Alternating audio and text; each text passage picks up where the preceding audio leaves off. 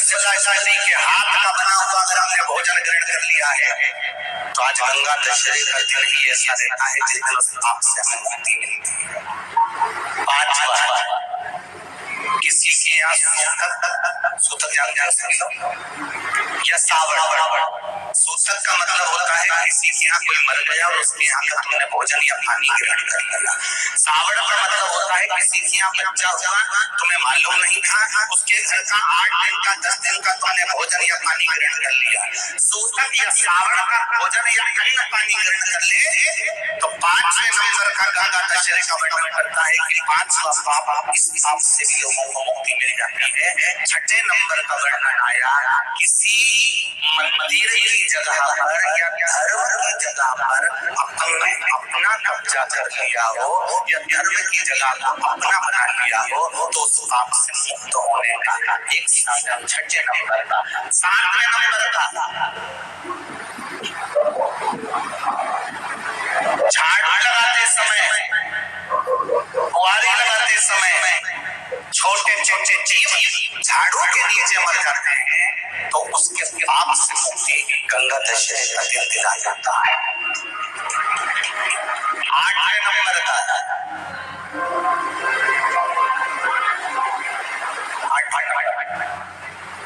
जिस समय हम भोजन ग्रहण कर रहे हो और हमारे दरवाजे पर कोई व्यक्ति आकर बैठा हुआ है और हमने उसको भोजन का नहीं पूछा या उसका मुंह छूटा ना कराया तो उस दोष से बने हो जाए, उस दोष को समाप्त कर देंगे तो गंगा दशहरे का। 9वें नंबर का बेटी की शादी करी और बेटी की शादी करने पर बहुत सारा कन्यादान आया। उस कन्यादान में साड़ियां ज्यादा आ गई, सामान ज्यादा आ गया, मिक्सर 2 सेट आ गए, डिनर के 2 सेट आ गए और मायके वालों ने 1 सेट अपने घर में रख लिया और उस मिक्सर में खूब सामान पीस के खाया और निपटाया। बेटी के कन्यादान का सामान घर में रखकर उसका भोग करने पर जो पाप आता है 9वें नंबर का करता है गंगा दशहरे का दिन पाप को धो देता। गर्ल्स ट्रिप तेरे डार्क स्पॉट्स गए? देख, पहले ऑर्गेनिक हल्दी ली, आयुर्वेदिक स्वरसा टेक्निक से एक्सट्रैक्ट किया। नहीं मैं ना, पर मैंने नहीं की, हिमालय के टर्मरिक रेंज ने किया। Cleanse, treat and moisturise to clear महीनों पुरानी dark spots. Clear tough dark spots with Himalaya turmeric range. And the player of the match goes to Jatin Sapru. Player चाहे क्रिकेट का हो या लूडो का, लेकिन अच्छा खेलने पर कैश प्राइज तो मिलना चाहिए ना। ज़ूपी ने दिया है। मेरी तारीफ तो आपने की ना। आप भी Zupi.com पे जाएं, खेले लूडो और जीते कैश। खेल में वित्तीय जोखिम शामिल है और इसकी आदत लग सकती है, जिम्मेदारी से खेलें।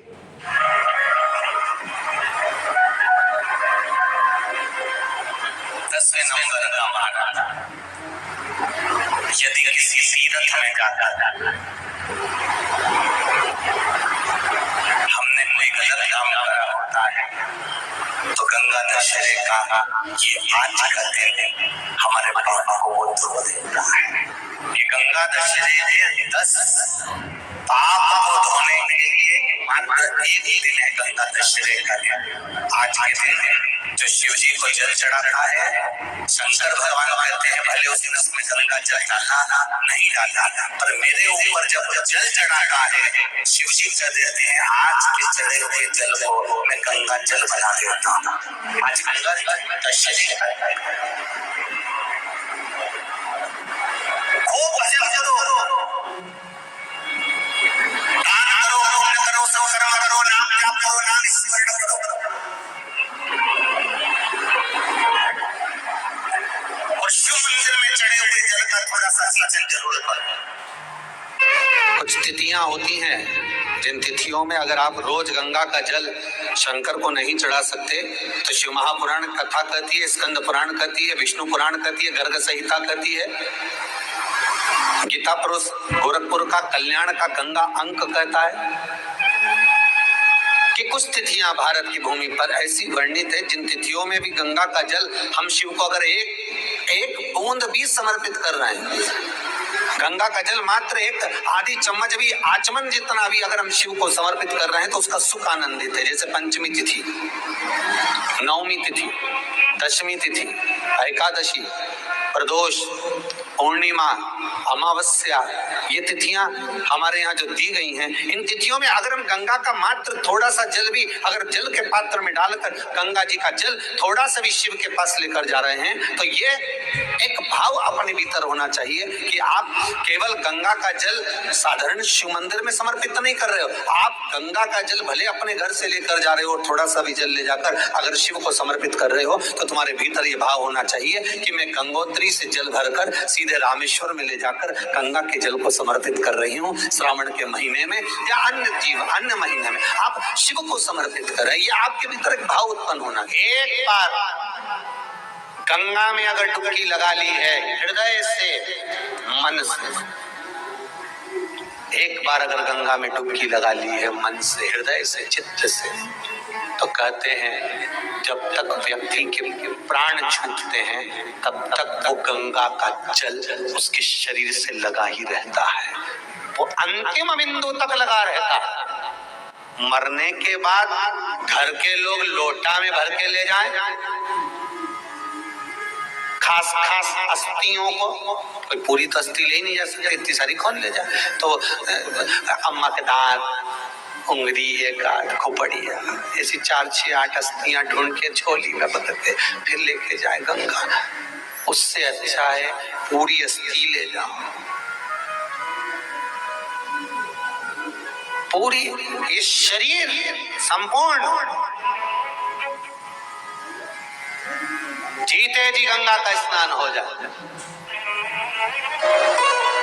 और ध्यान देना आप लोग, किसी भी नदी में स्नान करने जाओ, तीज त्योहार पर, अमावस्या, पूर्णिमा आदि जो भी उत्सव मनाने के लिए आप किसी नदी के घाट पर जाते हो, किसी तालाब के घाट पर जाते हो, किसी कुंड के, किसी सरोवर के घाट पर जाते हो, और यदि आप स्नान कर रहे हो किसी पवित्र नदी में तो वहां की बालू रेत उठाकर शंकर भगवान के शिवलिंग बनाकर जो पूजन करता है, मात्र 5 बार उसी नदी का जल शंकर को समर्पित कर कर, भले दिया नहीं है, अगरबत्ती नहीं है, जल चढ़ाकर जो शिवलिंग को विसर्जन कर देता है, उसके पूर्वजों को पिंड की भी जरूरत नहीं पड़ती, वो कर जाता है। उसके पूर्वजों को पिंड भाग की भी जरूरत नहीं पड़ती, उसकी तृप्ति स्वतः ही हो जाती है। यमुना, सरयू, छिपरा, मंदाकिनी, नर्मदा, जितनी पवित्र नदी होती है, इन नदियों में आप लोग एक बहुत बड़ी गलती करते हो कि दोने में दिया लेते हो और दोने में दिया लेकर उसको रखकर और आप नदी में दिया जलाकर बहा देते हो। शिव महापुराण की कथा इसकी महत्वता नहीं कहती। शिव पुराण कहती है गंगा माँ है, नर्मदा माँ है, छिपरा माँ है, सरयू माँ है। तुम्हारी सास कहीं बैठी हो, एक काम करना, जैसे तुम गंगा जी में दिया रख देती हो पानी में, सरयू जी में दिया रख देती हो पानी में, उसी तरह सास के सिर पे दिया जला के धर दो। बोलो बोलो, धर सकते हो? जब धीरे धीरे दिए में आग लगेगी, दिया जलते जलते दोने में आग लगेगी, दोना जलेगा और तुम्हारी सास का फिर सिर जलना प्रारंभ होगा। अच्छा लगेगा? नहीं। गंगा में दिया छोड़ा, दिया जलते जलते हवा में दोना जला, दोना जला तो वो गंगा का जल में चोट पहुंची। गंगा कहती है तुम पुण्य कमाने आई थी और मुझे आग लगा के जा रही है। You understand what I'm saying? No idea.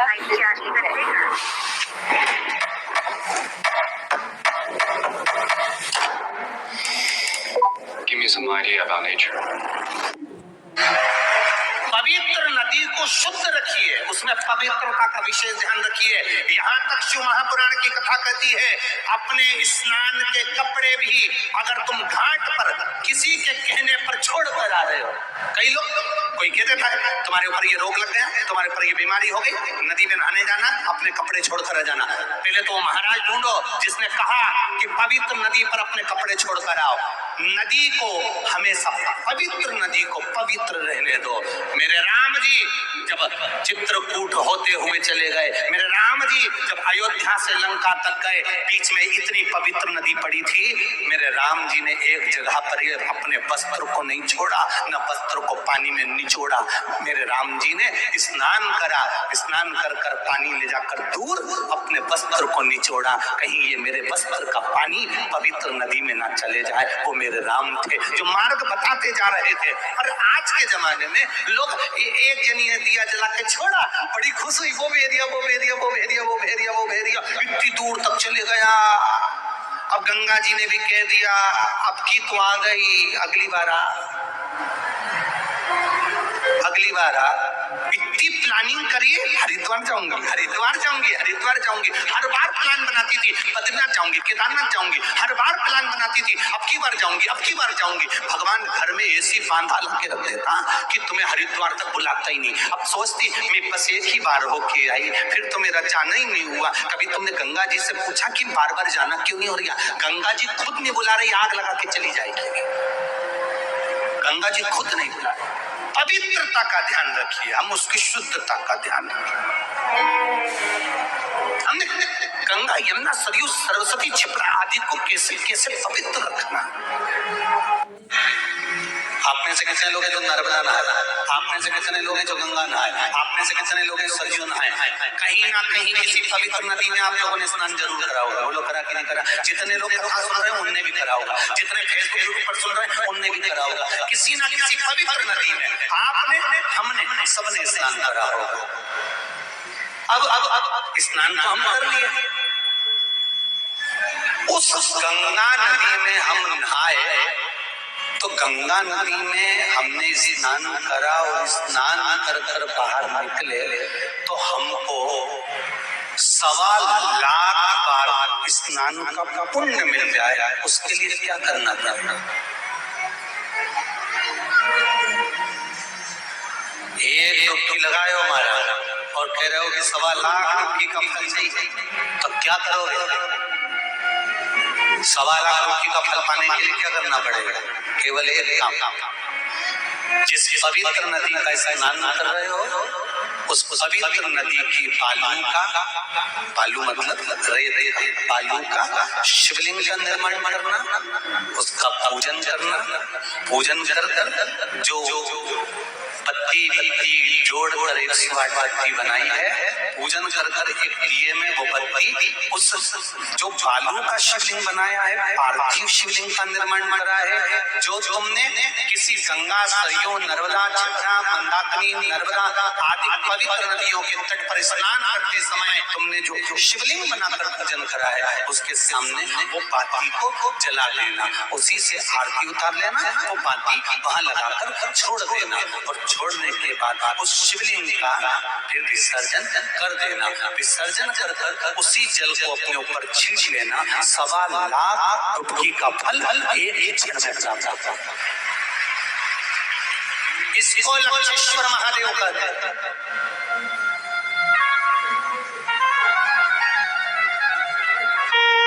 दो जगह पर धान जानते हो, चावल, जौ चावल धान माना गया। ध्यान दीजिए, एक किसी नदी के तट पर, पवित्र नदी जो भी हो, गंगा यमुना सरयू सरस्वती, इस नदी के घाट पर थोड़ा सा भी चावल का 8 दाना भी 10 दाना भी, एक चुटकी चावल भी अगर हम पटक देते हैं, दान दे देते हैं, घाट पर रख देते हैं, तो कहते हैं वो दान कभी क्षीण नहीं, कभी समाप्त नहीं। एक घाट का दान, दूसरा तीर्थ का दान। तीर्थ से मतलब है किसी पुरी में, मोक्षपुरी में आप पहुंचे हैं, अयोध्या कांची अवंतिका मथुरा आदि आदि जिस पुरी में हम पहुंचे हैं, उस पुरी में आपने अगर अन्न का 1 दाना भी दान दिया है तो वो हमारा चिन्ह नहीं होता, वो भी अजर और अमर। ये फोटो याद है? 26th अक्टूबर हमारी फर्स्ट डेट थी। 24th October. I remember it clearly. It was 29th October 2007, Wednesday, cafe holiday. मेरा बेटा। वैसे आप दोनों को भी लेना चाहिए। हमदर्द रोगनी बादाम शरीक बनाए दिमाग को शांत ताकि आप करें कॉन्फिडेंसिंग ग्लो।